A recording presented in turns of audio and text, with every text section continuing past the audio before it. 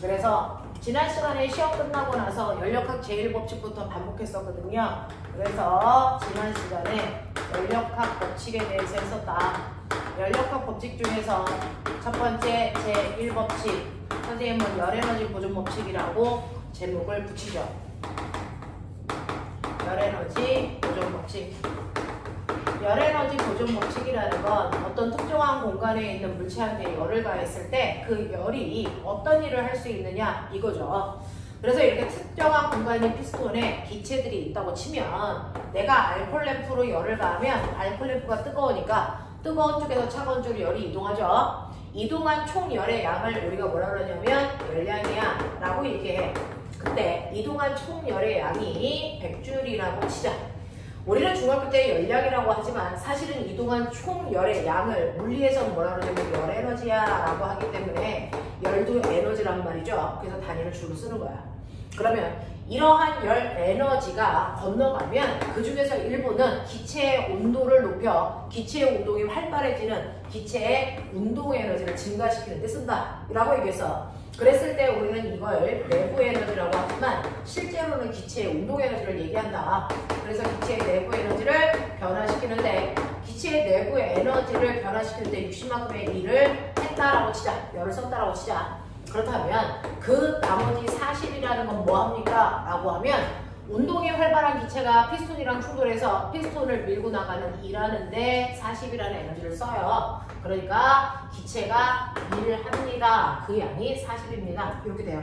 그래서 실제로 외부에서 출입한 열의 양과 기체의 내부의 변화량은 항상 같아야 된다라고 하는 게 열에너지 보존 법칙이었다. 라는 얘기야. 그 중에서 우리가 알고 있는 것처럼 이러한 열 에너지, 내부 에너지 일, 얘네들은 모두 다 스칼라 값이기 때문에 방향이 없어서 플러스 마이너스 가는 건 방향을 표현하는 게 아니고 어떤 행위를 표현한다. 그 중에서 열량의 단위가 플러스가 나오면 외부부터 열을 흡수했다라고 판단하시면 되고 마이너스가 나오면 외부로 열을 방출했다라고 판단하시면 되고 이게 0 나오면 열의 출입이 없는 단열된 상태야 라고 판단하시면 된다. 근데 요 양이 오른쪽에 있는 두 개의 양을 합성값이랑 반드시 같아야 된다. 그 중에서 내부의 에너지가 플러스라는 건 기체가 뜨거워졌다, 온도 상승했다, 그래서 기체의 운동 에너지가 증가했다 이렇게 판단합니다. 자, 이게 마이너스라면 기체의 온도가 낮아졌다, 그래서 기체의 운동 에너지가 감소했다 이렇게 판단하시면 되고요. 자, 내부 에너지의 변화량이 0이라는 건 기체의 온도 변화가 없어. 그래서 온도가 그대로 일정하게 유지돼 라는 뜻이다.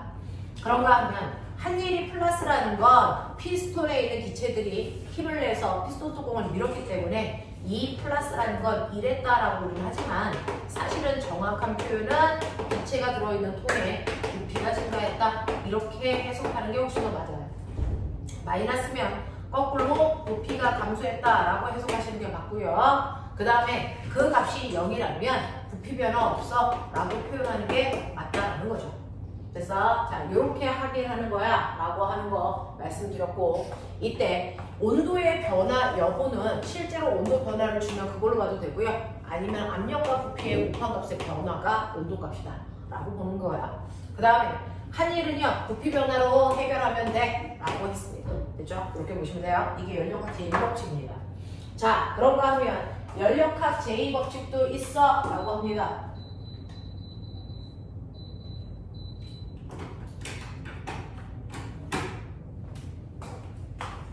연력학 제2법칙도 있는데 연력학 제2법칙은 선생님이 열, 에너지, 이동 법칙이야 라고 얘기해요.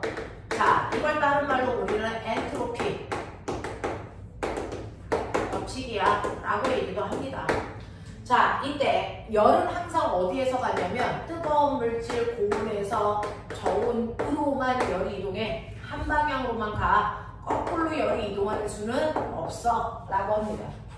그러면 시간이 지나서 어떤 물질이 변하는데 그 변하는 방향의 규칙성이요. 모든 물질을 가만 놔두면 스스로 변하려고 한다고요. 그 변하려고 하는 방향의 규칙성이 뭡니까? 라고 하면 모든 물질은 시간이 지나면 엔트로피가 증가하는 방향으로 변하는데 저 엔트로피는 무질서해진다라는 뜻입니다. 그래서 모든 물질은 가만 놔두면 스스로가 무질서해지는 방향으로 변하려는 경향성을 띈다 이 얘기입니다. 모든 물체는 무질서해지려고 해 라고 표현합니다. 그래서 이렇게 무질서해지려는 경향성으로 바뀐다는 얘기는 사실은 A라는 물질과 B라는 물질이 시간이 지나면 두 개가 섞여 다시 말해서 구별되지 않으려고 하는 게 무질서해지는 겁니다. 그러니 이렇게 통 속에 하나는 80도의 뜨거운 물이 있고요. 하나는 20도의 차가운 물이 있으면 둘의 온도차 때문에 A라는 물과 B라는 물이 뚜렷하게 구별이 된단 말이야. 근데 가만히 놔두면 얘네들이 구별되지 않기 위해서 뜨거운 쪽에서 차가운 쪽으로 열이 가는 겁니다. 그래서 시간이 지나면 80도의 뜨거운 물의 온도는 낮아질 거고요. 20도의 차가운 물의 온도는 높아져 두 개의 온도가 같아지기 때문에 구별되지 않아요. 됐죠? 그래서 구별되지 않고 두 개가 섞이려는 경향성이 바로 무질서해지는 경향성이다 라고 얘기를 했습니다. 자, 그러면 이렇게 열이 이동하는 경향성을 이용해서 만든 도구가 바로 열로 일하게 하는 열기관, 다른 말로 엔진이었어요. 자, 그래서 내가 특정한 곳에 열을 가합니다. 다시 말해서 뜨겁게 한다는 거죠. 그래서 이쪽에 뜨겁게 열을 가하는 Q1, 여기다가 열을 얼마 가했냐면 100을 가해. 그러면 여기에 온도는 뜨거워서 이쪽에 온도가 80도야. 상대적으로 여기는 열을 가하지 않으니까 여기에 온도는 낮아. 20도야. 이런 느낌이야. 자, 그럼 항상 뜨거운 쪽에서 차가운 쪽으로 열은 스스로 이동하니까 얘가 이렇게 열이 흘러가는 경향성을 띄어. 그 중에 일부 열을 뽑아다가 바퀴를 돌리는 난 일할 수 있는데 열 100 중에서 나는 40만큼 일하는 데 썼어. 그러면 누가 뭐래도 밖으로 빠져나가는 열의 양은 열에너지가 보존되니까 반드시 60만큼은 나가야 돼. 이런 얘기야. 그러면 이러한 열기관의 열 효율은 얼마입니까? 라고 하는 열 효율에 대한 얘기도 할 수 있어. 열기관의 열 효율이 얼마입니까? 라고 하면 내가 준 일 중에서요. 열 중에서 얼마만큼 일하는 데 썼어? 이 얘기야. 그러니까 내가 100 중에서 40만큼 일하는 데 썼기 때문에 이 열기관의 열 효율은 0.4야. 이렇게 이해하죠. 자, 이걸 다른 방법으로 계산하면 Q1분의 W는 Q1에서 Q2를 뺀 값이죠. 그래서 계산하면 1-Q1분의 Q2라고 하는 같은 방법으로 또 다르게 구할 수도 있어. 이렇게 한다고요. 됐죠? 자, 이렇게 해서 그 열기관의 열 효율을 구할 수 있는데 이 열 효율은 아무리 높여도 1이 될 수는 없다. 불가능하다. 이렇게 1이 된다는 얘기는 열의 흐름이 없기 때문이다. 라고 얘기했고요. 자, 근데 이러한 열 효율은 사실은 열이 가면서 마찰에서 일부는 일하지 못하고 손실됩니다. 그 손실된 거 빼고 실제로 일하는 양이 이만큼이라는 얘기죠. 근데 마찰 같은 거 고려하지 않고 여기서 여기로 그냥 간 열의 양이 얼마야? 라고 하는 걸 구한다면 최대 열 효율이라고 한다. 이 최대 열 효율은 실제 열 효율보다는 훨씬 크다.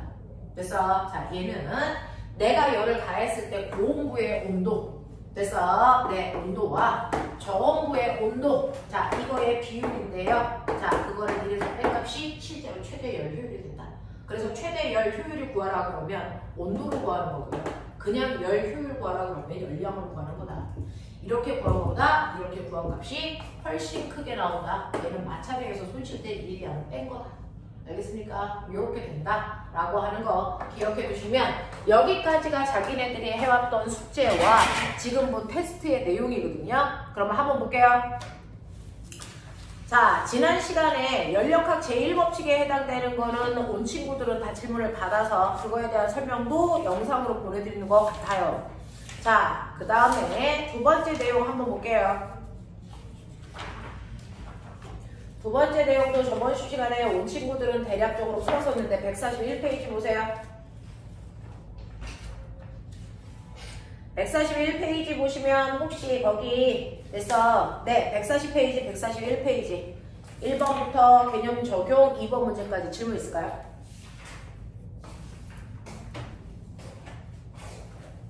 하성아, 할 수 있을까? 네. 오. 자, 넘겨볼게요. 자, 142, 143에서 질문 있을까요?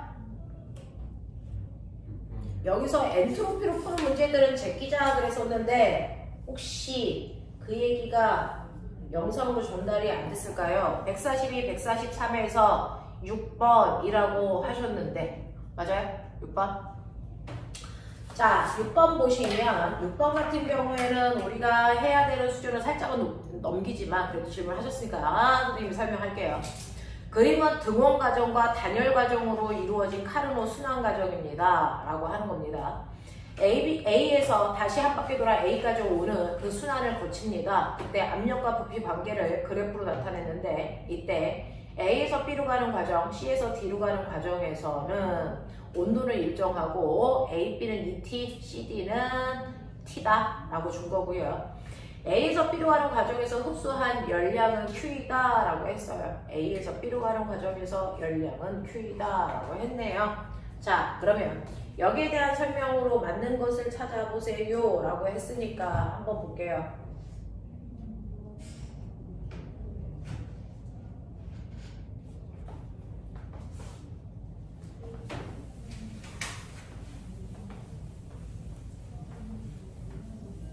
카르노 기관은요, 등원하고 단열로 되어 있어요. 등원하고 단열로 되어 있는 걸 카르노 순환 기관이라고 하는데 그 중에서 여러분들이 보시면 그래프가 어떤 꼬라지냐면 얘가 이쪽이 압력, 이쪽이 부피 이렇게 되어 있고요.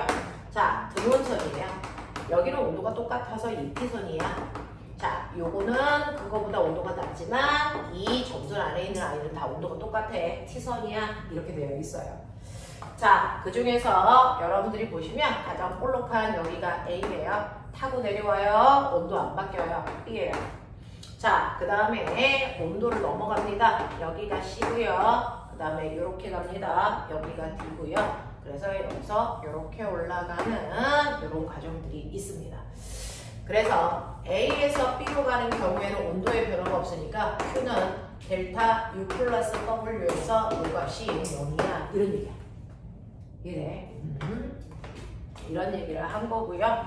그 다음에 A에서 B로 가는 과정에서 흡수한 열량, 흡수했대 Q만큼. 그렇다면 내부 에너지 변화 없이 Q만큼이 뭐했어? 일하는 데 다 쓰였어. 이 얘기야. 그러니 A에서 B로 가는 과정에서요. 압력 부피 그래프 밑에 있는 면적이 바로 할 일이니까 A, B 밑에 있는 면적 요만큼이 Q야 라는 뜻입니다.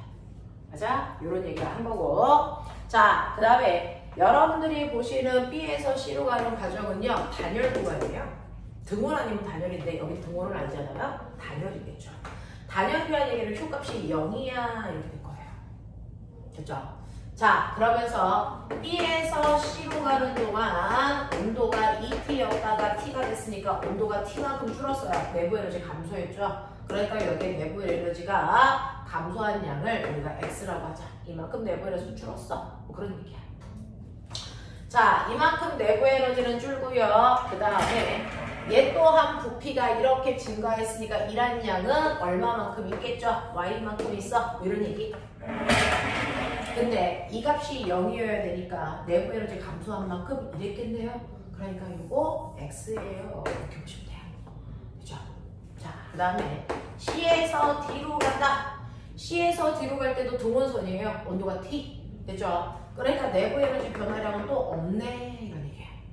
내부 에너지 변화량은 없고 이 밑에 있는 넓은 빛만큼이 요번에는 1 받은 양인데 이 양은 얼마인지 모르니까 Q 다시 이렇게 할게요. 자, 그 다음에 네, 여기에서 1 받은 양도 있겠죠. 그리고 y, 마이너스 y 이렇게 할게요. 그러면 이때 열은 마이너스 y만큼 방출해야 되겠네요. 이런 얘기예요. 자, 그 다음에 D에서 A로 가면 이거 단열 이렇게 되고요. 단열 이렇게 되고요. 이때는 거꾸로 T에서 ET로 가는 거니까 이때 방출한 만큼 열을 흡수했어야 돼. 뭐 이런 얘기. 그리고 이때 1도 받았어야 됩니다. Z. 근데 이거 두 개 합한값이 0 돼야 되니까 얘도 X 이렇게 돼요. 이런 얘기야. 자, 이렇게 추적해 가시면 이때 출입한 열의 양은 제자리에 돌아왔으니까 무조건 0 맞네요. 됐죠? 네. 그 다음에 열은요, 여기 보시면 흡수한 건 Q, 방출한 건 Y니까 Q에서 Y를 뺀 만큼이 실제로 열을 흡수한 양이고 이 양은 무조건 한 일과 같아야 돼 그랬어요. 그래서 이렇게 보시면 똑같이 Q 뭐가 나옵니까? 마이너스 Y 같네 이런 얘기야. 그래서 항상 여기랑 여기랑 같아야 되고요. 이게 바로 요 사이 면적이야. 그래서 여기가 Q 마이너스 Y가 돼야 돼 이런 느낌이야.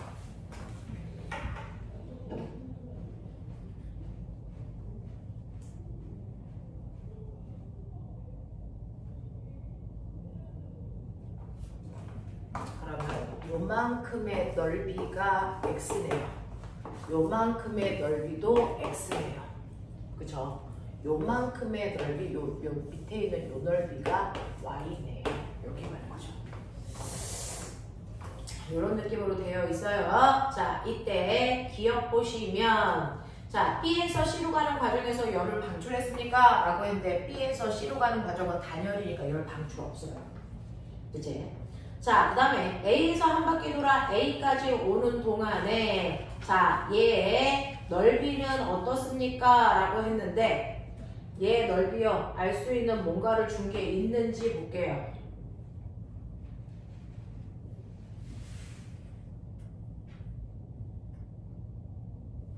자, 여기에서는요. 다른 거는 안 줬는데 여기에서 뭘 줬냐면요. 요거 줬어요. 흡수한 열량이에요. 이게 열효율이잖아요. 흡수한 열량과 방출한 열량 요 사이의 차이가 한 일이야 라고 했어요. 자, 그러면 여기에서 흡수한 것과 방출한 건데 흡수한 열은 여기밖에 없어요. 그럼 흡수한 열은 Q입니다. 방출한 열은 이거밖에 없어요. 마이너스 Y입니다. 그죠? 그러니까 열효율은 Q분의 Y 이렇게 하면 열효율이 나올 거예요. 맞냐? 네. Q분의 Y가 아니고 Q 마이너스 Y 하시면 이게 열효율일 거예요. 이렇게 구해야 되는데 이렇게 구하려도 Y가 없어서 잘 모르겠는데 여기에서 그건 알죠. 얘를 가했을 때 처음에 온도 A 온도가 얼마냐면 2T예요. 그 다음에 방출한 곳의 C의 온도가 얼마냐면 T입니다. 절대 온도가 나와 있어요. 그럼 이걸로 우리는 열효율을 예측할 수 있죠. 어떻게? 1-T1분의 T2로 계산하시면 열효율이 나와요. 그래서 1-2T분의 T거든요. 그러면 얘 열효율이 얼마니? 그럼 뭐예요? 그죠? 이렇게 되는 거거든요. 그러니까 흡수한 열 중에 일부 절반은 일어나는 데 쓰고 절반은 밖으로 나가 이런 의미거든요. 그러니까 일한 게 얼마냐면 2분의 Q고 밖으로 나간 거 2분의 Q야 이렇게 보입니다. 50%니까. 맞죠? 이런 느낌으로 가셔야 됩니다. 그러니 실제로 일한 양이 저 사이 넓이가 전체 받은 열량의 절반이네요. 그래서 이 넓이는 2분의 Q예요. 이렇게 가는 게 맞다. 자, 그 다음에 C에서 D로 가는 과정에서 외부에서 얻은 열량은 얼마겠습니까? 라고 하는데 이게 2분의 Q가 나와야 되니까 이 Y값이 2분의 Q죠. 그러니 여러분들이 보시면 C에서 D로 가는 과정에서 얻은 열량 요거요. 네, 이게 바로 2분의 Q가 돼야 된다는 얘기입니다. 그죠? 이런 식으로 풀어나가는데 쉽지는 않아요. 처음 보는 문제들이라서 그런 것들이 조금 어렵습니다. 자, 그래 넘기시면 144페이지에서 꼬맹아 8번은 풀 수 없는 문제. 이거는 우리가 안 합니다. 8번은 풀 수 없는 문제. 이거는 우리가 하지 않습니다. 자, 그러면 7번 이해됐나? 7번 돼요? 괜찮아요? 네, 여기까지요. 여기까지가 지난 시간에 여러분들 연력하고 했던 거고 지금 시험지요.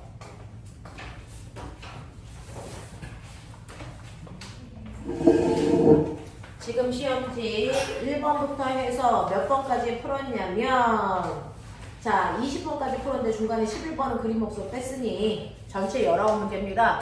그 중에서 맞은 개수 얘기해 주시면 되겠습니다. 19문제 중에 맞은 개수야. 문제 몇 개? 18개. 하성이는 안 봤으니까. 승원 18개. 연정 자, 그러면 틀린 그 이상한 문제 하나가 뭐니, 너네? 어떤 게 질문이야? 질문 있어? 없어? 할만했어? 오케이. 자, 이렇게 됩니다. 잠깐만. 눈썹 푸시고요. 답은 이거니까 나중에 시청하십시오. 네, 이렇게 됩니다. 자, 그 다음에 상대성 이론은 우리가 건너뛰었고요. 그 다음에 지난 시간에 했던 것 또 하나가 뭐냐면, 자, 핵발전소에 해당되는 질량 에너지 동등성에 대한 얘기했어요. 180페이지입니다. 180페이지의 질량 에너지 동등성에 해당되는 내용도 수업 시간에 해봐드렸단 말이죠. 그러면 질량 에너지 동등성은 뭐였지? 라고 하는 이거요. 선생님이 우리 과정 거의 끝날 때쯤 수능 패턴으로 한번 시험 문제를 볼 텐데, 수능에서요, 질량 에너지 동등성에 해당되는 문제는 1번부터 3번 사이에 반드시 한 문제가 나옵니다. 반드시 한 문제가 나오는데 문제가 대단히 어렵지 않습니다. 그래서 그거 틀리시면 큰일 납니다. 누구나 다 맞아야 되는 문제를 틀리면 그건 엄청나게 큰일이 발생하는 거거든요. 자, 그래서 이 파트에 해당되는 핵반응과 관련된 내용은 반드시 머릿속에 넣으셔야 되는데, 실제로요, 우리가 알고 있는 어떤 물질의 질량 2kg이야, 3kg이야 라고 하는 이 질량은요, 네, 얘를 자극하면 이 자체가 뭘로 바뀔 수 있다고요? 에너지로 바뀔 수 있어요. 그러면 2kg짜리 이 물체가 됐어. 가지고 있는 에너지가 얼마야? 얼마의 에너지를 다 낼 수 있어? 라고 하면 질량을 에너지로 전환시키는 방법, E는 델타 MC 제곱이야. 됐어. 그래서 질량이 2kg 다 줄면 여기다 2 집어넣으면 되고요. 1kg만 줄면 1, 0.5kg가 줄면 0.5라고 하는 질량 변화량에다가 광속을 제곱해서 곱한 만큼이 그 순간의 질량이 만들어내는 에너지다 라고 하는 질량 에너지 동등성이라는 게 있어요. 그래서 질량은 에너지로 바뀔 수 있고 에너지는 질량으로 바뀔 수 있다. 예를 들어서 질량 2kg에 낼 수 있는 에너지가 100이야. 그러면 거꾸로 100이라는 에너지는 2kg의 질량을 가지고 있는 물질을 만들 수도 있어. 이런 얘기입니다. 그래서 질량과 에너지는 같은 성격의 물질이 아니다 라는 얘기예요. 자, 그러면 실제로 질량의 에너지로 바뀌는 경우들 예를 들어 보세요. 자, 이건 일반적으로 여러분 우리 공간에서 일어나는 화학 반응에서는 존재할 수 없습니다. 이렇게 질량의 에너지로, 에너지가 질량으로 바뀌려면 엄청난 열이 필요하기 때문에 일반 화학 반응이 아니고 핵 반응에서 일어난다고요. 그래서 이렇게 질량과 에너지가 변하는 과정을 우리가 핵 반응을 통해서 얘기하는데, 핵 반응 중에서는 두 가지가 있어요. 여러 개의 원자가 결합해서 하나의 원자로 바뀌는 걸 우리는 핵 반응 중에서 핵융합 반응이라고 해요. 핵융합 반응은 별들의 몸속에서 일어나는 반응이에요. 그래서 대표적으로 태양 안에서 일어납니다. 자, 태양 안에서는 4개의 수소 원자 핵이 엄청난 열을 받으면 하나의 헬륨 원자 핵으로 바뀌어요. 자, 그러면서 에너지가 방출합니다. 이유는 뭡니까? 네, 수소가 헬륨으로 바뀔 때 무조건 질량이 줄어요. 자, 수소 4개의 질량이 4.01g이었다면 얘가 핵반응을 거쳐 헬륨을 만들 때요, 얘가 4.00g의 헬륨이 돼요. 그럼 당연히 0.01g의 질량이 줄었죠? 그 줄어든 질량만큼 에너지를 만들 수 있다라는 겁니다. 그래서 그때 만들어진 이 에너지가요, 태양에서 방출되는 태양 복사 에너지가 되는 거야 라는 얘기를 한 겁니다. 그래서 별들에 따라서 어떤 애는 수소가 바뀌어서 헬륨이 되는 핵반응을 멋진 말로 수소 핵융합 반응이라고 하고요. 어떤 별은요, 헬륨이 변해서 그 다음 원자를 만들어요. 그래서 헬륨이 바뀌어서 리튬이나 질소나 탄소 같은 걸 만드는 걸 헬륨 핵융합 반응이라고 해요. 그래서 이런 식으로요, 각각의 별들마다 어떤 원자들을 결합해서 더 큰 원자를 만들어내는데, 자, 그건 누가 수소 핵융합을 해요? 누가 헬륨 핵융합을 해요? 나중에 지구가 원 선택해 보시면 알겠지만 별의 온도에 따라 결정됩니다. 그 중에서 우리의 태양은 별들 중에서 차가운 편에 속하냐 뜨거운 편에 속하냐? 차가운 편에 속하는 되게 조그만 별입니다. 태양은. 그래서 자, 별들 중에서는 차가운 편에 속하기 때문에 가장 간단한 수소 핵융합 반응밖에 못해. 근데 태양이 조금 더 발달을 해서 온도가 높아지면 그 그거보다 무거운 헬륨 핵융합 반응을 할 수 있는 단계로 가. 됐어? 자, 그 중에서 수소 핵융합 반응을 하는 별들은요, 지금 막 별이 된 게 얼마 안 돼. 신빙 별들. 걔네들을 우리가 주계열성이라고 해요. 근데 이 별이 성숙해지면 됐어? 조금 더 온도가 높아져서 조금 더 무거운 핵융합 반응을 할 수 있어. 이거를 우리가 적색거성 단계다 이렇게 얘기하는데요.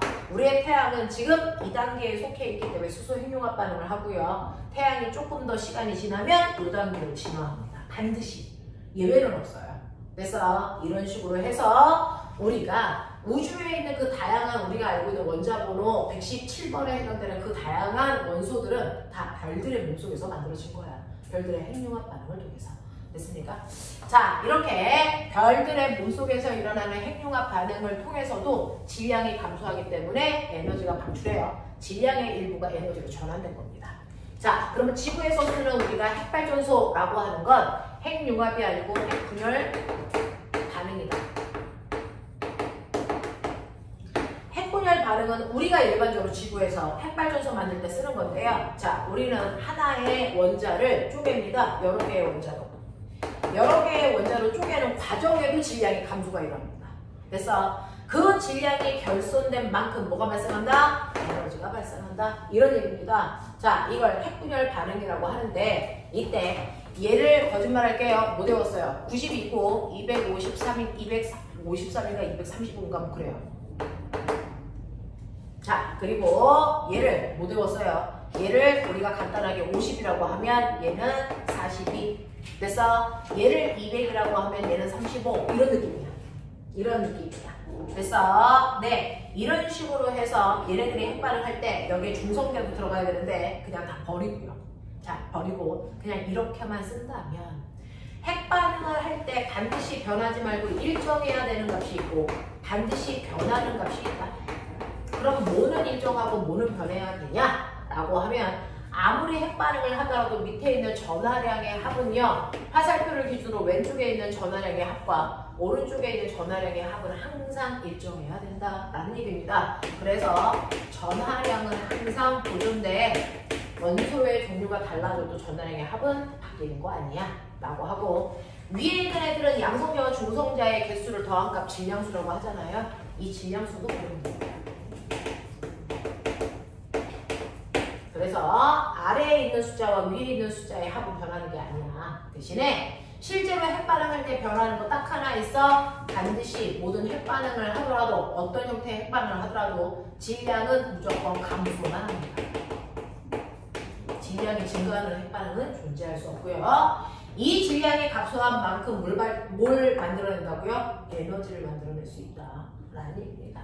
됐죠? 자, 그래서 지구에 있는 핵발전소에 대한 구조까지도 간단하게 짚어봐 드렸습니다. 자, 이런 식이 된대요. 그래서 그거에 대한 얘기들을 블라블라 했고 여러분들이 가지고 있는 185페이지가 핵반응하는 과정에서 별에서 일어나는 수소 핵융합 반응을 살짝 그려봐 드린 거고요. 그 다음에 186, 187이 지구에서 일어나는 핵발전소에서의 구조입니다. 이런 것들이 있어 라는 얘기였어요. 자, 그거에 대해서 188페이지에 예쁘게 정리되어 있으니까 가로 단거 채워보시고 189페이지부터 됐죠? 네, 문제 풀어오라 해서 189, 그 다음에 190 이 정도는 하셔야 되고 상대성이로는 빼라고 했었습니다. 자, 189페이지에서 제가 할 거 있을까요? 됐냐? 숙제 안 했지? 여기 숙제라고 내가 안 보내줬냐? 보내줬냐? 민재야 보냈다는데? 깊게 보도록 하자. 여기를 숙제라고 제가 보내드렸대요. 189. 자, 189하고 그 다음에 여러분들이 가지고 있는 뭡니까? 190페이지까지. 안 보내주셨는데. 동영상에는 그렇게 나와서 말을 말. 자, 189페이지 1번부터 6번까지 있어요. 6문제. 빨리. 1번부터 6번까지. 189. 말했죠. 189에서 1번부터 6번까지 6문제. 자, 이 책을 다음 주부터는 안 가져올 거라서 이 책에 있는 내용을 빨리 끝내요. 너 오늘 가는 거야? 인수요소에서 찍어왔어? 왜? 왜 중이야? 미친데.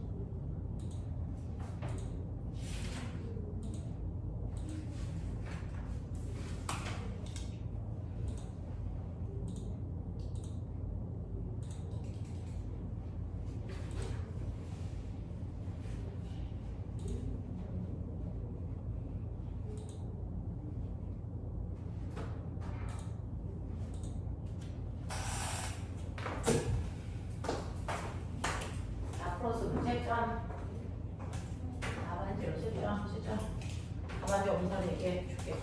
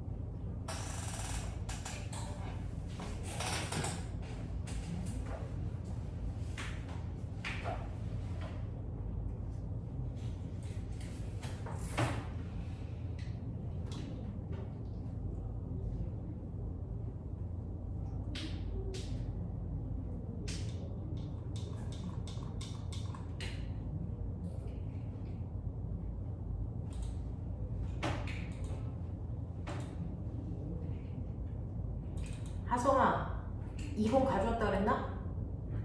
응.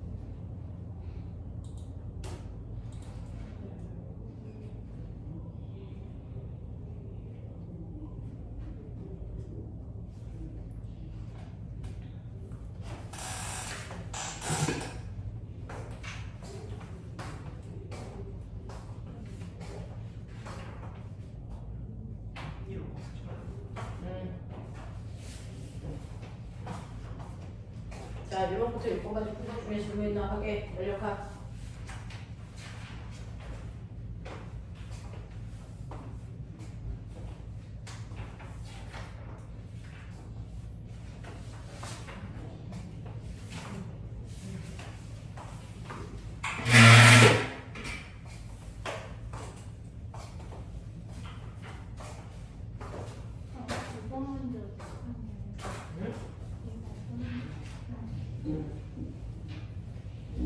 자, 1번부터 6번까지 중에서 5-2번이 질문이래요.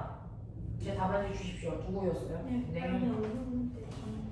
5번 문제 전체가 질문이랍니다. 자, 5번 문제 잠깐만 보고 갈게요. 자, 189페이지 5번 보시면 우라늄이라고 하는 아이의 실제 핵반응이요. 이렇게 되어 있어요. 선생님은 대략적으로 적었는데 실제로는 그렇게 되어 있습니다. 자, 그러면 이때요. 표는 각 입자의 질량을 원자 질량 단위로 표현을 했습니다. 여기에 대한 설명으로 맞는 것을 찾아보세요 라고 하는 1U라고 하는 거 1.66 곱하기 10의 마이너스 27스 킬로그램을 얘기한답니다. 자, 우리는 질량 결손을 킬로그램 단위로 계산을 여기에서는 1U 단위로 계산을 하나 봐요. 자, 그러면 여기서 보시면 핵반응에 의한 질량 결손이 얼마니? 라고 했거든요. 자, 거기서 보시면 맨 처음에 우라늄에다가 중성자 하나가 들어갑니다. 그러면 우라늄 하나의 질량이 얼마인지 보시면 얘가 235.04g이래. 됐어. 04유래. 그 다음에 중성자 하나의 질량이 얼마냐면요. 1.01이래. 그럼 더하면 반응하기 전에 전체 질량이 236.05g. 그러면 질량이 보존되면 그 질량이 유지돼야 되는데 얘가 바륨하고 크립톤하고 중성자 세계로 바뀐대. 이런 얘기야.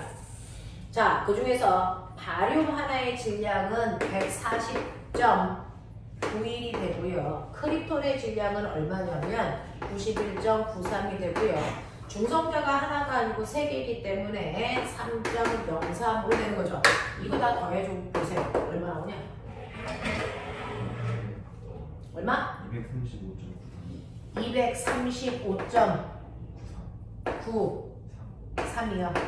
그러면 이렇게 되면서 236이 235로 바뀐 거잖아요. 그럼 질량이 줄었단 말이죠. 그럼 질량 변한 양을 계산해 보세요. 질량이 얼마? 0. 얼마니? 1. 얼마? 8.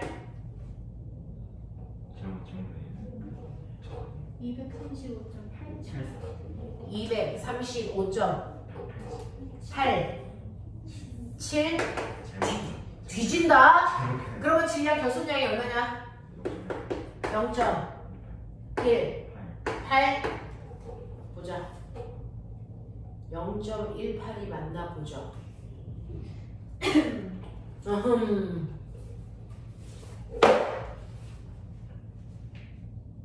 네, 0.18U 나온대요. 됐죠? 요만큼의 질량이 결손한답니다. 그래서 핵반응에 의해서 질량 결손량이 0.18U 맞아요. 자, 그러면 여기에서 이제 두 번째로 해야 되는 거 핵반응에 의해서 발생하는 에너지를 구해보세요 라고 했습니다. 실제로요, 우리가 에너지 발생량을 델타 MC 제곱이라고 할 때 얘는 뭐냐면 킬로그램 단위로 합니다. 그래서 여기에 있는 얘를 킬로그램으로 바꿔줘야죠. 자, 그러면 이거를 얼마로 나누시면 되겠습니까? 라고 하면 거기에 1kg이 요만큼, 1U가 이만큼이라고 했죠. 그럼 이거 얼마로 나누면 되니? 1U가 이만큼이야. 1U가 이만큼이야. 그럼 얘는 여기다가 곱하시면 되죠. 1.66 곱하기 10의 마이너스 27승 하셔야 킬로그램 나오겠죠. 네. 자, 이게 했다고 쳐. 얼마 나와? 야, 중3이면 이 정도 암산은 될 나이 아니니? 얼마 나와? 주죠. 빨리 안 해. 대략 얼마 나오냐? 응? 자, 이렇게 하면은 요거 계산하면 킬로그램 나오죠? 그 킬로그램에다가 광속을 제곱해서 곱하면 된다 그랬죠? 거기서 광속이 얼마나 했어요? 3 곱하기 10의 8승. 그러면은 3 곱하기 10의 8승의 제곱이니까 3, 3, 9 제곱이니까 2 곱하기 16 요거 곱하라는 얘기잖아요. 그러면 이게 방출되는 에너지라는 얘기잖아요. 그 에너지의 단위는 줄이고요. 되겠어? 네. 어려우면 핸드폰을 끄시면 되고요. 그래서 이렇게 계산하면 이 값이 대략 나와요. 얼마 나오냐면 2.69 곱하기 10의 마이너스 11승 줄 이렇게 나온답니다. 됐죠? 이렇게 하시면 되고, 그 다음에 세 번째, 우라늄 1kg을 반응시켰을 때 에너지는 얼마입니까? 라고 하는 거예요. 지금은 우라늄 얼마를 반응시킨 거냐면 235.04U를 반응시킨 거예요. 그러면 1kg을 반응시켰을 때 얼마만큼 생기는지 비례식으로 세우시면 돼요.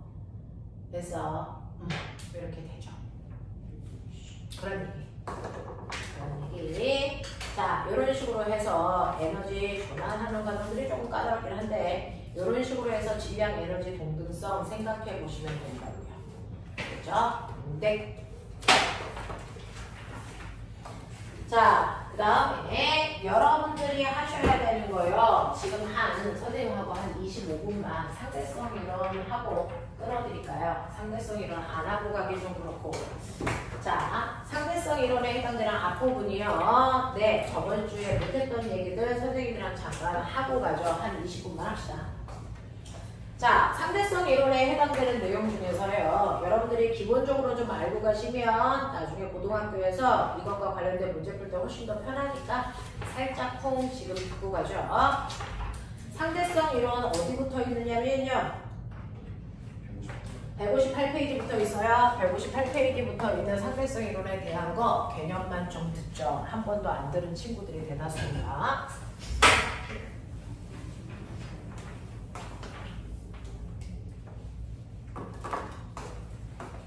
자기네들이 해야 되는 상대성 이론이야.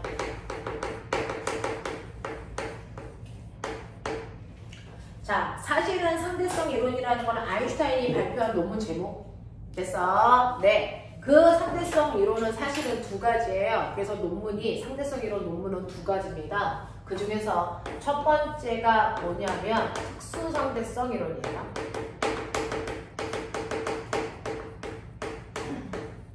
그리고 두 번째는 일반 상대성 이론입니다.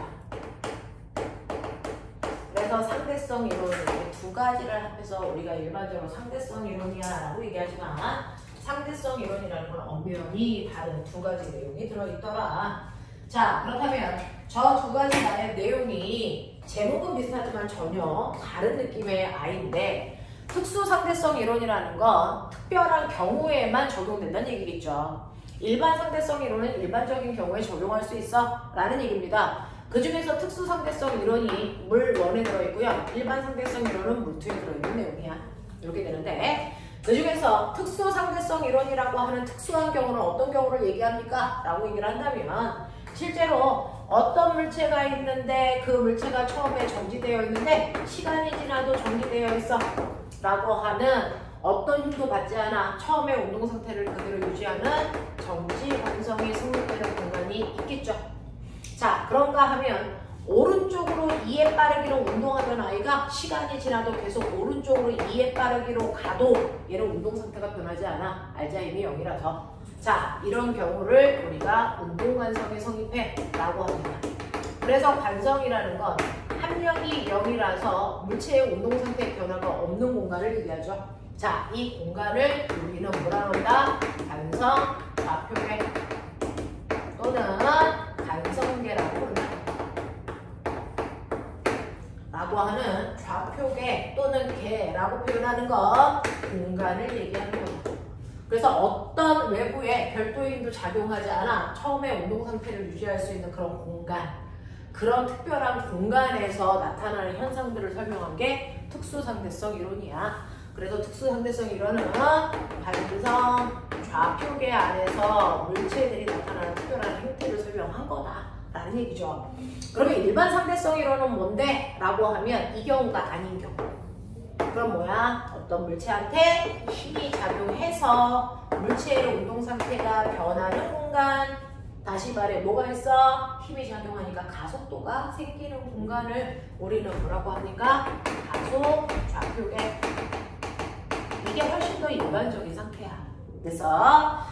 그래서 힘을 받는 경우와 힘을 받지 않는 경우 물체의 운동 상태의 변화를 설명하고 있다. 이걸 각각 나누어서 설명하는 거구나. 그 중에서 알자임이 작용하지 않아 처음에 운동 상태가 유지되는 공간을 반성좌표계의 공간이라고 하고요. 여기서 나타나는 특별한 운동을 특수상대성 이론으로 설명하고 있다. 이런 얘기야. 자, 그러면 알자임이 0이어서 처음에 운동 상태를 그대로 유지하고 있는 아이가 있어요. 지구에 있는 사람, 지구는 움직이지 않고 정지되어 있잖아요. 그 다음에 엄청나게 빠른 속도로 가고 있는 우주선, 근데 얘의 속력은 안 바뀌어 라고 하는 이런 경우. 됐죠? 여기가 바로 관성좌표계입니다. 이런 관성좌표계 안에서 나타나는 현상을 설명한 게 특수상대성 이론이야. 그래서 얘네들은 일반 상대성 이론은 물도 선택하지 않을 거니까 여러분들이 알 필요가 없다면 특수상대성 이론은 물리원은 대부분 하죠. 그러니까 머릿속에 좀 집어넣으셔야 되는 내용이야. 그 중에서 특수상대성 이론, 이 특수상대성 이론을 이해하기 위해서는 여러분들이 두 가지 전제 조건을 머릿속에 두셔야 된다라고 하는 특수상대성 이론을 설명하기 위한 원리가 성립됩니다. 두 가지 원리가 있어요. 그 중에서 첫 번째, 상대성 원리가 성립됩니다. 모든 물체의 운동은 상대성 원리가 성립한다라고 표현합니다. 그 상대성 원리의 대표적인 게 뭐냐면 상대 속도가 성립한다 이 얘기입니다. 그러면 상대 속도가 뭔지 알아야죠. 그 상대 속도는요. 여기 고속도로에 A라고 하는 자동차가 오른쪽으로 2의 빠르기로 가고 있는 걸 그래서 오른쪽으로 2의 빠르기로 가고 있대. 그럼 누군가가 봤겠지. 본 사람이 있으니까 얘기했겠지. 그러면 어떤 물체의 운동을 관찰하는 관찰자는 어떻게 하고 있어야 되니? 자, 반드시 어떤 물체의 운동을 관찰하는 관찰자는 어떤 특정한 지점에 뭐 되어 있니? 정지된 사람이 본 데서 상황으로 설명한 거죠. 그러니까 바깥쪽에 이렇게 정지되어 있는 어떤 사람이 있어서 그 사람이 A의 운동을 봤더니 A라는 물체가 오른쪽으로 2의 빠르기로 가고 있어. 우리는 항상 이렇게 얘기합니다.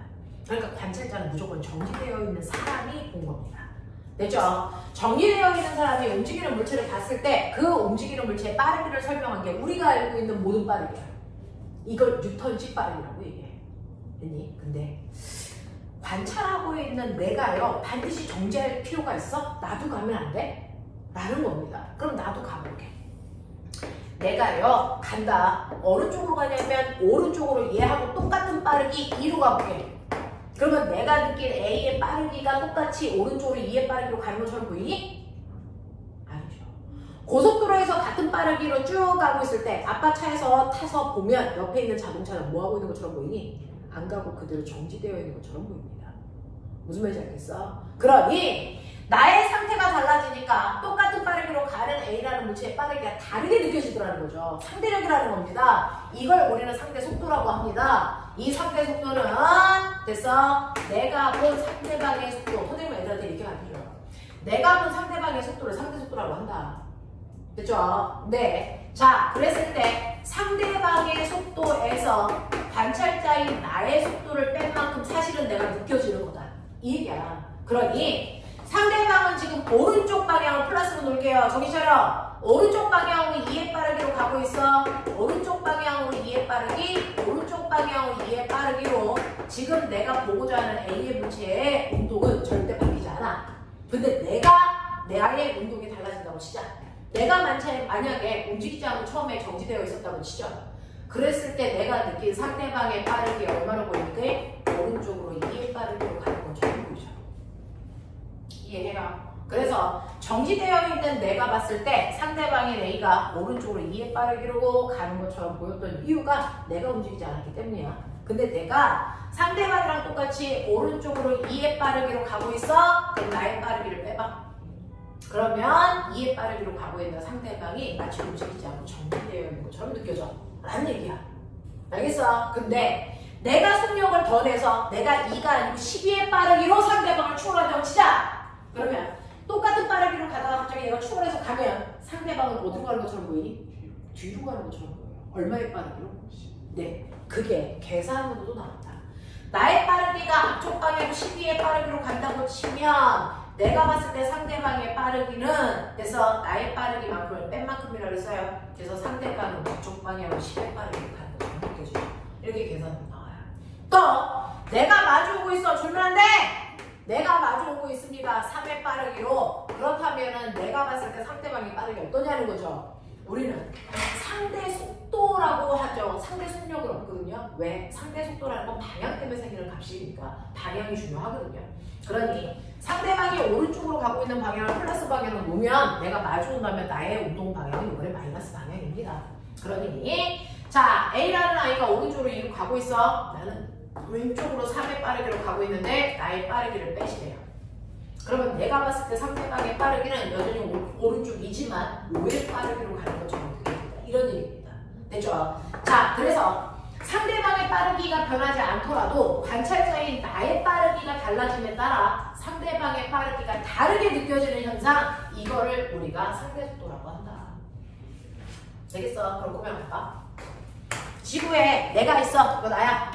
근데 우주선이 앞쪽으로 10의 빠르기로 가고 있어. 그러면 우주선에 타고 있는 A가 됐어? 있단 말이죠. 그러면 내가 봤을 때 누가 갑니까? 우주선이 가죠. 난 가만히 있고.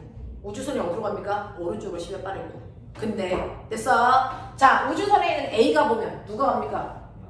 지구가 갑니다. 어느 쪽으로 갑니까? 왼쪽으로 가죠. 얼마의 빠르기로? 10의 빠르기로 갑니다. 그래서 관찰자가 누구냐에 따라 운동이 정반대로 일어난다. 이게 상대원입니다. 모든 물체의 운동은 상대성 원리가 성립한다는 얘기다. 서로. 됐어? 네. 그래서 이렇게 상대방에 따라서 느껴지는 게 다 다르다라는 얘기야. 자, 근데 그렇지 않은 애가 딱 하나 있어. 관찰자인 내가 멈춰있던 가던 뒤로 가도 상관없이 항상 일정한 빠르기로 움직이는 것처럼 보이는 아이가 있어요. 절대 바뀌지 않아요. 그게 뭔지 아세요? 이게 바로 광속.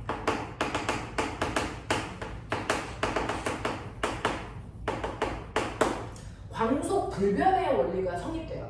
일반적으로 다른 물체들은요, 그 물체에 따라서 움직이는 빠르기가 관찰자의 상황에 따라 그때그때 다 다르게 느껴지는데, 빛은 내가 멈춰있던 앞으로 2로 가던 뒤로 3으로 가던 상관없이 광속은요, 광속을 우리가 C라고 쓰거든요. 3 곱하기 10의 8승. 알겠어요? 네. 라고 하는 이 광속은 네가 어떤 상태여도 상관없이 네가 느끼는 모든 광속은 언제나 광속이다. 이거 변하는 거야. 얘기입니다. 아인슈타인이 19살 때부터 궁금했던 게 있어요. 아인슈타인 그 사람이 머리가 얼마나 좋았다냐. 이렇게 손거를 들고요. 자기의 얼굴을 잘생긴 얼굴을 봤단 말이야. 보여? 그치? 자, 햇빛에서 나온 빛이 얼굴에서 반사돼서 거울로 갔다가 거울에서 반사돼서 다시 내 눈으로 오면 내 얼굴을 보는 거잖아. 이 행위를 하고 있는 거야. 오, 빛이 갔다가 오네? 아인슈타인이 느낀 거야. 근데 그러면 빛이 갔다가 다시 올 때 광속으로 와서 내 눈에 보이는 건데, 이때 빛이 내 얼굴에서 반사돼서 광속으로 나가는 그 순간 내가 광속으로 뛰면, 빛이 내 얼굴에서 광속으로 뻗어나갈 때 나도 광속으로 같이 뜨면 거울에 내 얼굴 비칠까 안 비칠까 이걸 5년 동안 고민합니다. 그래서 19살 때 고민을 시작해서 24살에 결론을 내립니다. 해봐 이제. 너네랑 나이 차이가 얼마 안 나잖아. 쟨 저런 게 궁금하네. 됐어. 쟤는 아이돌이 궁금하지 않고 저런 광자들이 궁금하네. 내가 빛의 속도와 똑같은 속도로 내가 뛰면 저 빛이 간 만큼 나도 똑같이 가니까 빛이 이 거울에 도착할 수 있을까? 이거야. 그거 내가 5년 동안 고민했어. 왜냐? 그 마성아 너랑 비슷한 나이잖아? 생각해봐. 자, 빛이 가는 동안 나도 같은 속력으로 뛰어. 그러면 빛이 내가 들고 있는 이 손거울에 도착할까 안 할까? 내가 손거울에 비친 내 얼굴을 볼 수 있을까 없을까? 결론. 봐야겠죠. 응? 봐야지. 보인다야. 보인다야. 만약에 실제로 빛이요. 자, 빛이 아니고 일반적인 물체라면 일반적인 물체가 2의 빠르기로 가는데 나도 2의 빠르기로 뛰면 그 물체가 움직이지 않고 정지되어 있는 것처럼 보이잖아. 그럼 정지되어 있으니까 여기 있는 거울에 도착할 수가 없어. 근데 이게 일반적인 물질이 아니고 빛이라면 네가 광속으로 뛸 때 빛은 너보다 광속만큼 더 빨라. 그래서 빛은 네가 어떤 상황이든 상관없이 너보다 언제나 광속만큼 빠르다는 겁니다. 이게 광속 불변의 법칙이야. 그러니 네가 그 자리에 정지되어 있어도 빛은 너보다 광속만큼 빠른데 네가 광속으로 뛰어 그래도 너보다 광속으로 빨라. 광속만큼 빨라. 그러니 너의 상황에 따라 빛의 속력은 달라지는 게 아니야. 알겠습니까? 이걸 얘기한 게 광속불변의 원리라는 얘기입니다. 알겠어? 자, 이런 두 가지 원리가 성립된다는 걸 인정한다면 이때부터 특별한 어떤 현상이 나타나는 걸 설명할 수 있어 라고 얘기한 거예요. 그러면 이 두 가지 전제 조건으로 설명한 특수 상대성 원리의 내용을 보면 그 내용이 뭐냐면 네 가지 내용을 설명한다. 그 중에서 첫 번째는 동시성의 뭐다? 상대성이다. 말만 들어도 무슨 말인지 모르겠죠? 그런 거야. 그러니까 네, 상대성 이론은 그냥 내용을 듣는 거지. 이걸 이해하려고 하면 안 됩니다. 아인슈타인이 이걸 발표했을 때 나의 상대성 이론을 이해하는 사람은 전 세계에 7명도 안 될 거야 라고 얘기했어요. 그 7명 안에 들고 싶으면 열심히 잘 생각해 보시고 아무리 생각해도 7명 안에 들고 싶진 않아 라고 하면 그냥 그런 게 있나 봐 라고 하시면 돼요. 두 번째는요 뭐냐면 시간 지연이라는 현상이 나타나. 끊으라고? 시간 팽창이라고 표현해도 같은 말. 시간 지연, 시간 팽창. 세 번째는 기계수축. 네 번째는 질량 팽창. 이런 현상이 실제로 일어난다. 이걸 설명할 수 있는 건 특수 상대성 이론밖에 없다. 그래서 네, 그 중에서 동시성의 상대성이 뭐냐면요. 자, 엄청나게 빠른 속도로 가고 있는 우주선이 있다고 치자. 얘의 속력은 빛의 속력의 0.6배야. 0.6cc라는 속력으로 가고 있는 우주선이 있는데 우주선 안에서 A라고 하는 관찰자가 어떤 실험을 한다. 여기서 빛이 빵 하고 나간다. 그럼 빛은 사방팔방으로 나갈 거야. 그치? 사방팔방으로 빛이 빵 하고 튕겨나가는데 이때 같은 거리만큼 떨어져 있는 곳에 빛이 오면 빵 하고 소리를 내주는 광 센서가 달려있어. 이런 식으로. 그래서 가라는 센서도 있고 같은 거리만큼 떨어져 있는 곳에 또 다른 센서, 나라는 센서도 있어. 그래서 얘네들이 와서 빵 하고 닿는 순간 소리가 빵 하고 날 건데 생각해봐. 빛은 광속으로 간다? 같은 만큼 떨어져 있다? 그렇다면 도착할 때 걸릴 시간이 어떻겠니? 같겠죠. 그러니까 안에 있는 A라는 관찰자의 입장에서는 가에 부딪혀 소리가 나는 사건과 아인슈타인은 사건이라고 했어. 어떤 일을? 사건과 나에 부딪혀 소리가 나는 두 가지 사건이 동시에 일어나는 거야 라고 이 사람이 느낀대. 근데 이 실험을 지구에 있는 관찰자가 봐. B라고 하는 지구에 있는 관찰자가 본다고 치자. 그래서 자, 투명한 우주선에서 실험하고 있는 걸 지구인이 봐. 그랬을 때 소리가 동시에 들릴까? 절대 아니랍니다. 절대 아니랍니다. 동시에 일어나지 않는답니다. 그럼 어디서 소리가 먼저 들릴까? 어디에서 소리가 먼저 들릴까? 상상해봐. 아인슈타인이 19살 때 생각했다잖아. 걔보다 먼저 생각해서 답이 나오면 너네가 더 어린 나이잖아. 너네는 아인슈타인을 뛰어넘는 거야. 뛰어넘어보자. 누가 먼저 소리를 들을까요? 어디에? 나의 소리가 먼저 들려요.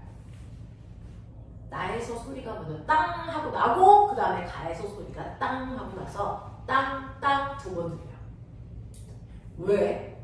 라고 하면 빛이 광원장치에서 빵 하고 나가죠. 나가서 가고 있는 동안 우주선도 가니까 됐어? 빛은 이 상태에서 나가고 있는데 우주선이 갑니다. 보여? 우주선이 간다고요. 그러면 시간이 지나 우주선이 갈 때요. 우주선 이 I만 가니? 아니요. 거기에 있는 광센서도 같이 끌고 가겠죠. 거기에 있는 광센서도 같이 끌고 가겠죠. 그러면 여기서 나온 빛이 됐어? 요만큼만 가면 사실은 나랑 부딪혀 소리가 나요. 그죠? 근데 여기서 나온 빛은요. 광센서가 자꾸 도망가니까 이만큼 가야 부딪힐 수 있다고요.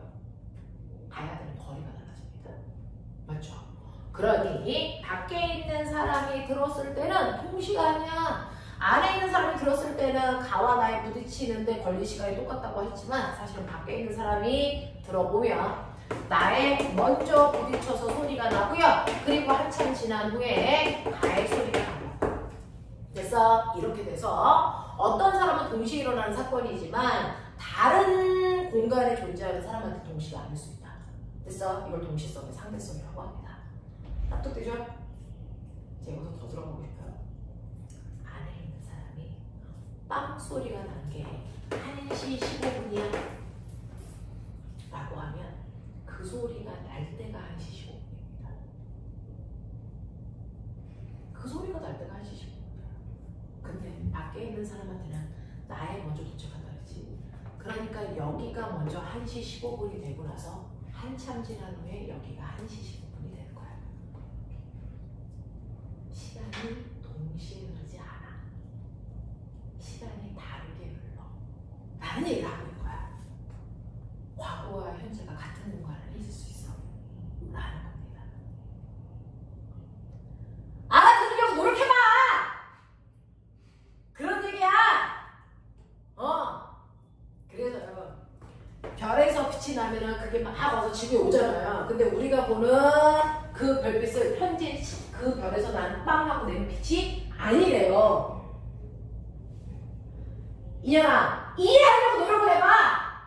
별에서 지구까지 오는데 몇만 광년을 지나오거든요. 맞아? 그래서 우리가 저기에 있는 A라는 별에서 빛을 빵하고 내면 그게 우주 공간에 막 뻗어가지고 지구까지 오는데 100년 걸린다고 치자. 그래서 왔어. 그럼 내가 지금 보는 그 별빛은 100년 전에 그 별이 낸 빛이야.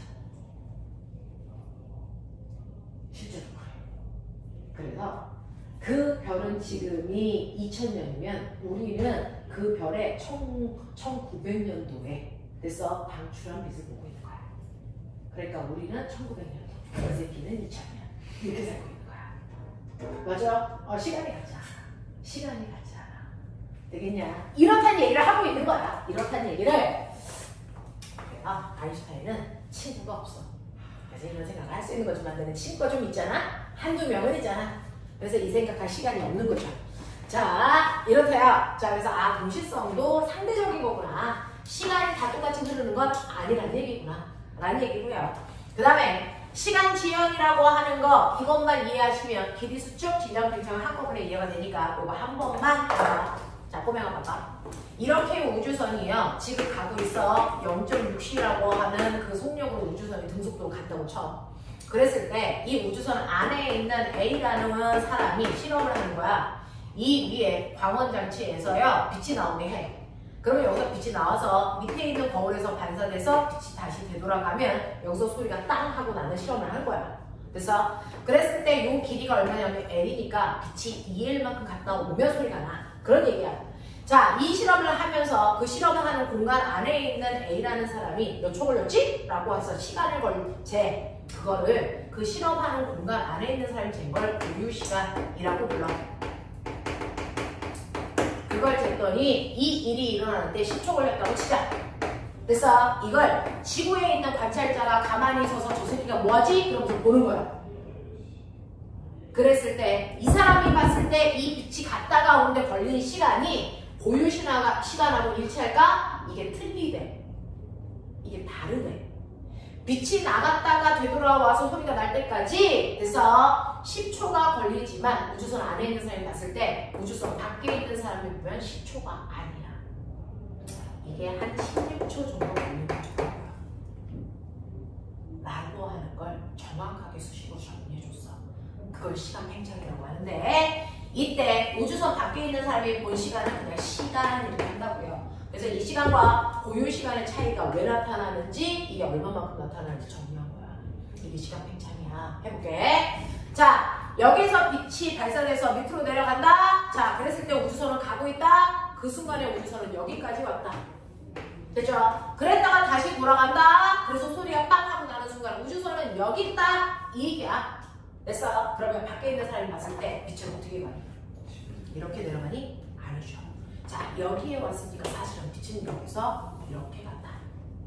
이렇게 보면 밖에 있는 사람이 보면 되겠냐?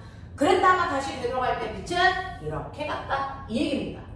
됐죠? 밖에 있는 사람이 보면 빛이 간 거리가 이렇습니다. 그러니 L만큼 간 거보다 이만큼 간 거리가 훨씬 길죠. 그러니까 시간이 더 걸려야 되는 겁니다. 무슨 말인지 알아? 자, 그랬을 때 요거를 이렇게 연결하면 그 유명한 뭐가 나온다? 피타. 요걸로 정리한 거야. 수학은 모든 영상은 피타로 설명해. 이걸로 가는 거죠. 자, 이걸로 봤을 때 여러분이 직각삼각형이 가지고 있는 특성 A, B, C가 있다고 쳐봐. 그럼 어떠니? A의 제곱은 B의 제곱 더하기 C의 제곱이랑 같으니까 여기 루트 씌우면 나와. 이런 얘기야. 맞아? 이거 해볼게. 자, 그랬을 때 여러분들이 알고 있는 것처럼 이렇게 누가 갔어? 빛이. 어떤 속도로? 방속으로. 방속으로 갔다가 오는데 걸린 시간이 t0니까 내려가는데 걸린 시간은 2분의 1 t0일 거고 속력이다 시간을 곱하면 이게 바로 간 거리야. 이 뜻이죠. 그래서 요 L이라는 걸 이렇게 표현할 거라고요. 됐죠? 자, 그런가 하면 요건 뭐야? 라고 하면 빛이 요만큼 내려올 동안 우주선은 이만큼 간 거죠. 우주선의 빠르기로. 그러면 이 길이는 라고 하면 이 길이는 우주선의 속력 V로 인간이 봤을 때 우주선이 빛이 갔다가 오는 동안 우주선이 여기서부터 여기까지 가는 시간의 절반이잖아요. 됐어? 그러면 인간이 잰 시간의 절반이니까 2분의 1t 요거야. 되겠어? 자, 그리고 요 길이는 뭡니까? 라고 하면 이렇게 빛이 간 것처럼 본 건 안에 있는 사람이 아니고 밖에 있는 사람이. 됐죠? 빛이 왕복한 시간의 절반이야. 2분의 1t라는 시간 동안에 누가 간 겁니까? 빛이 간 거죠. 맞아. 그래서 세 변의 길이를 각각 속력 곱하기 시간으로 표현한 거야. 알겠니? 이 안에서 일어나는 거는 안에 있는 사람의 시간으로 설명하면 되고요. 밖에서 나타나는 현상은 밖에 있는 사람이 본 시간으로 나타내는 겁니다. 자, 그랬을 때 여러분들이 보시는 것처럼 2분의 1ct의 제곱은 2분의 1ct제로의 제곱 더하기 2분의 1 vt의 제곱이야. 맞습니까? 수학적으로 어긋나는 거 없죠? 이렇게 됩니다. 자, 그러면 이제부터 연필 들어 정리해. t는 루트 무슨 t제로 이렇게 될 거야. 정리.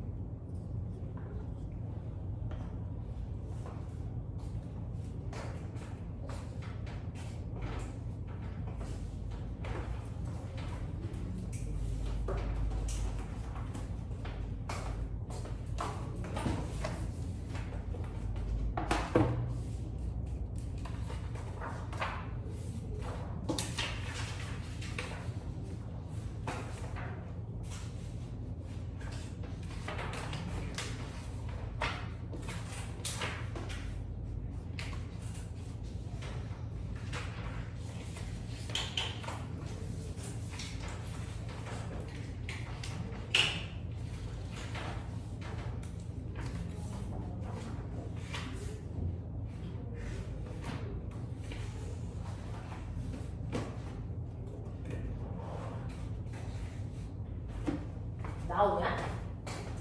불러. 얘네 뭐 들어가? C제곱 마이너스 V제곱분의 C제곱 요거죠. 됐어. 이렇게 들어간다.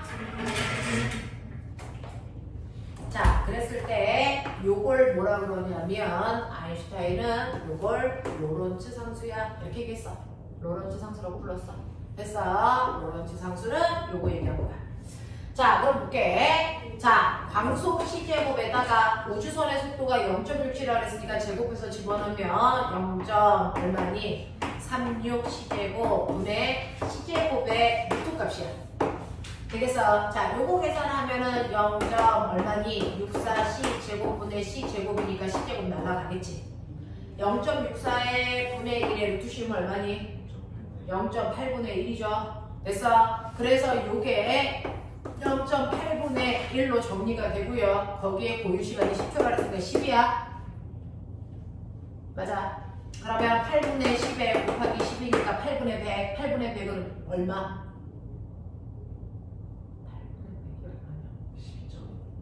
12.5 이렇게 나옵니까? 네. 그러니 밖에 있는 사람이 측정해 안에 있는 사람이 실험을 하는 동안 10초라는 시간 동안에 실험 결과가 나왔는데 밖에 있는 사람은 10초가 아니고 12.5초 걸렸네? 라고 생각하게 된다는 거야. 됐어? 그러니까 모든 사람한테 어떤 사건이 일어날 때 흐르는 시간의 양도 같은 게 아니래. 됐어? 네. 그랬을 때요. 우주선 안에 있는 사람한테는 10초 걸렸다 그랬는데 우리는 귀찮으니까 우주선 안에 있는 사람이 걸린 시간이 2초라면 우주선 밖에 있는 사람한테는 4초 걸렸어. 뭐 이런 느낌이라고 치자. 그러면 우주선 안에서 어떤 실험을 시작해서 그 실험이 끝날 때까지 시간을 보면 우주선 안에서 2초 걸렸네? 그러니까 실험이 시작해서 끝날 때까지 똑딱 시간이 흐른 거야. 그치? 근데 우주선 안에 있는 사람은 그 실험이 시작돼서 끝날 때까지 4초 걸렸대. 그러면 우주선 밖에 있는 사람한테의 시간은 시작해서 끝나는 거 똑같지 않니? 똑같은데 4초 걸렸다 그랬으니까 똑딱이잖아. 그러니 우주선 안에 있는 사람한테 1초라는 시간의 간격과 길이와 우주선 밖에 있는 사람의 1초의 시간의 길이는 같니 다르니? 달라. 맞죠?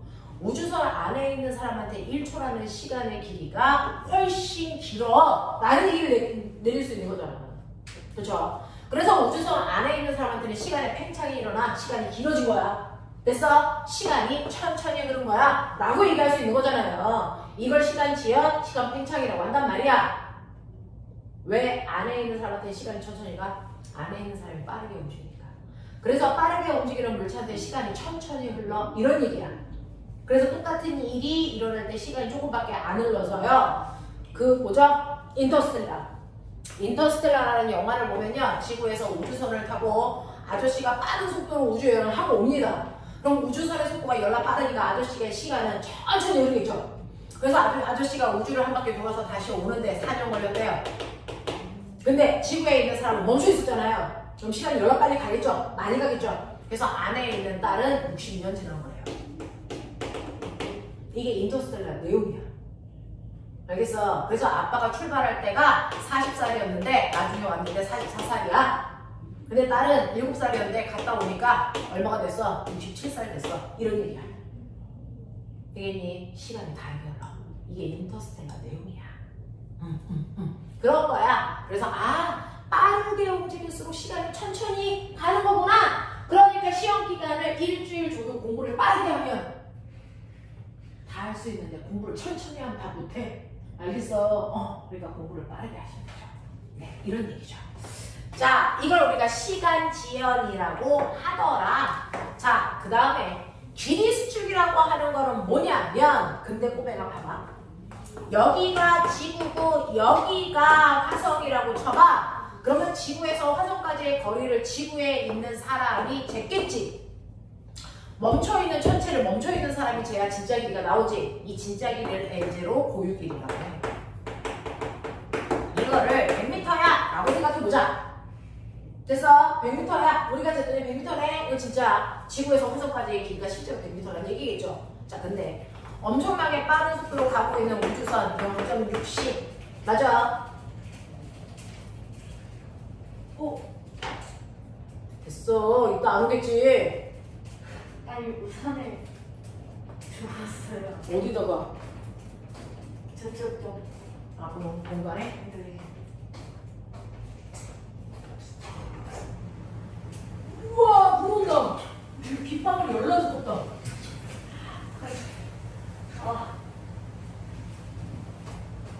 모론까지 가는 동안 흠뻑 젖을 수 있겠다.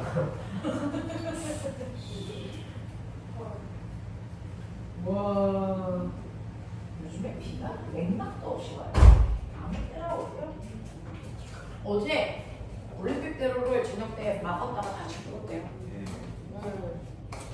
저는 수업하느냐고 전혀 몰랐는데 뉴스에 그렇게 나오더라고요. 그저께 우리 선생님들이 요즘에 엄청 바빠가지고 막 밤 12시 대학 퇴근하고 그러는데 12시에 퇴근해서 가는데 차 운전을 하는데 앞에 하나도 안 보였어. 비가 그냥 폭탄처럼 쏟아지더라고요. 우와. 그랬습니다. 엄청 많이 왔습니다. 자, 이거 고유 길이요. 100m래. 자, 근데 엄청나게 빠른 속도로 가고 있는 우주선 안에 있는 사람이 보면 이 길이 얼마로 보이게? 10m. 빨리 움직이는 아이는요. 두 물체 사이의 거리 또는 물체의 길이가 뭐해 보인다? 짧아진 것처럼 보인다. 이걸 길이 수준.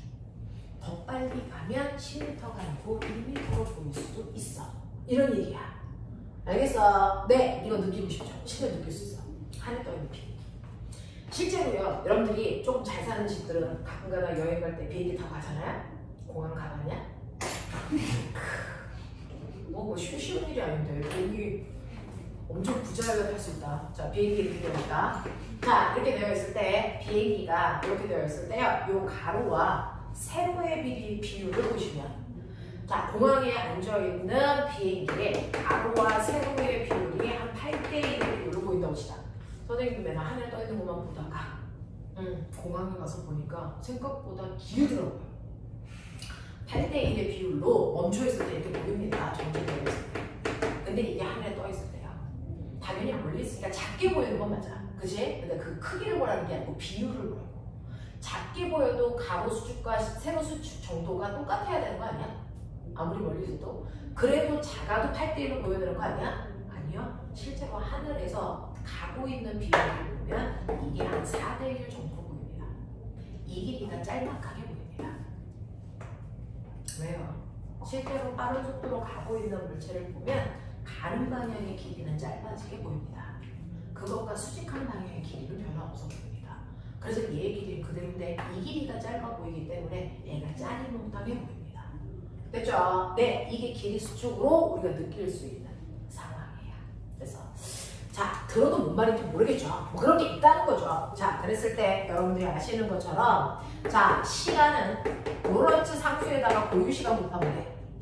맞지? 자, 길이는 로런츠 상수의 역수에 고유 길이 곱하면 돼. 이거야. 됐냐? 질량은요, 로런츠 상수에다가 고유 질량이 정지 질량 곱하면 돼. 뭐 이런 얘기야. 자, 이런 식으로 구할 수 있다라는 거야. 그랬을 때 얘 커져, 얘 작아져, 얘 커져, 이런 느낌이야. 되겠냐? 네, 이런 식으로 되는 건데, 이 중에서요, 여러분들 우리가 하나만 예들어 드리고 잠깐 끊을게요. 우주 공간에 불완전한 물질이 생겨요. 그게 뮤온이라는 물질입니다.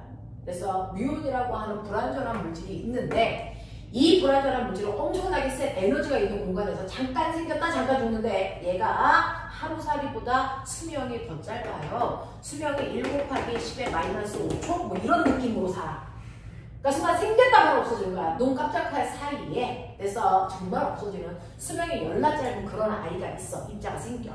근데 이 입자가요, 지구에 있는 어마어마한 만유인력에 의해서 지구 대기권 근처에서 생기면 얘가 지구의 중력 때문에 떨어진다는 말이죠. 자연낙하해요. 그래서 근데 얘 속력이 거의 광속으로 떨어집니다. 속도가, 얘가 떨어질 때 속도가 얼마냐면 0.9cm. 그냥 광속이야. 이거야. 광속으로 떨어져. 근데 아무리 빨라도 수명이 짧기 때문에 이렇게 엄청난 속력으로 떨어져도 얘가 내려올 수 있는 길이의 한계가 있어. 실제 대기권의 두께가 얼마냐면 1000km야. 근데 얘가 이 속도로 떨어지면 떨어질 수 있는 게 500km야. 이 정도의 느낌이야. 됐어. 이렇게밖에 못 내려와요. 근데 신기한 거 알아? 지표에 있는 우리는 뮤를 봐. 지표에 있는 우리가 여기까지 떨어진 뮤를 실제로 관측한다고요. 이걸 설명할 수 있는 건 뉴턴 역학으로 설명이 안 돼요. 아인슈타인의 특수상대성 이론을 집어넣어야만 설명합니다. 되겠어? 자, 여기까지밖에 못 내려오는 아이가 어떻게 우리는 지면에서 뮤를 볼 수 있냐, 이 상황이거든요. 이게 바로 뮤의 입장에서 자기가 여기까지 온 이유로 설명할 수도 있고요.